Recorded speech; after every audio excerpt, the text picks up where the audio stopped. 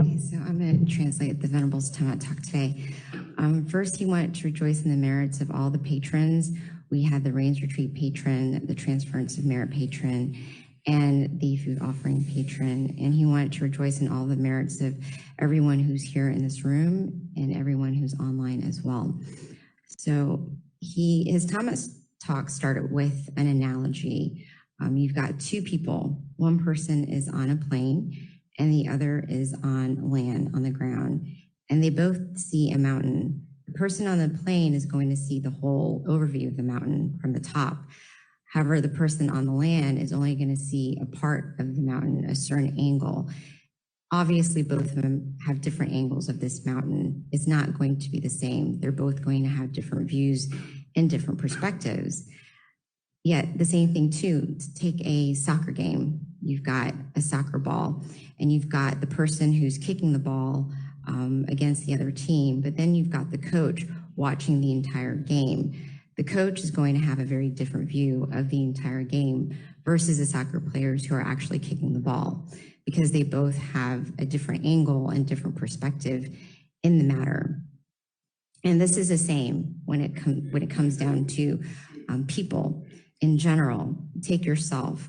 Within yourself, you as well are going to have different perspective from somebody else.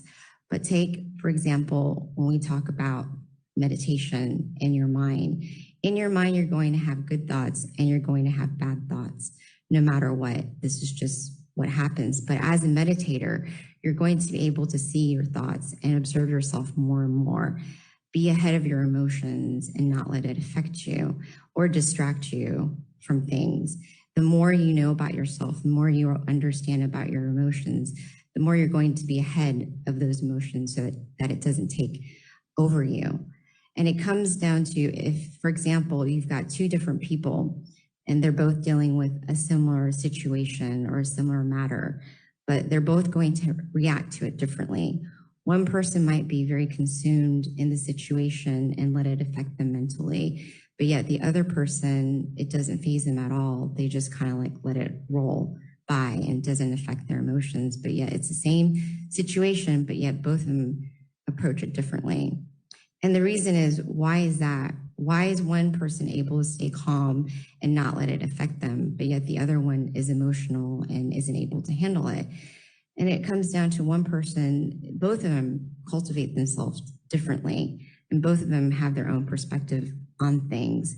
And the more aware you are of this and the more aware you are of feelings and your emotions, the more ahead you can be in terms of tackling any situation that might happen. But the perspective is different people will have different reactions to a situation, no matter what, because they've cultivated themselves very differently. So we know this, so really we should try to cultivate ourselves as to where we understand this truth and we're ahead of our emotions and we're able to identify how we develop certain feelings and are just aware of our emotions at a higher level so that we're not in the emotion, we're not letting it affect us, but we're outside of it, observing it, not let it affect us as much as possible.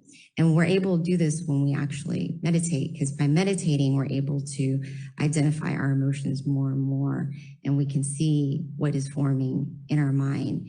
One of the things that the Venerable said is that he also talked about that we use our eyes to see, our nose to smell, our ears to hear, and our tongue to taste. And so all of these things come together and it connects into our mind. And so if that is the case, then we should do our best to do good things for ourselves. Look at good things, feel good things, whatever it is, make it good, happy, and bright so that your mind is collecting brightness, not the opposite, which is seeing things that aren't good or reading things that aren't good for your mind, because your mind's going to eventually be consumed with whatever it's doing consistently.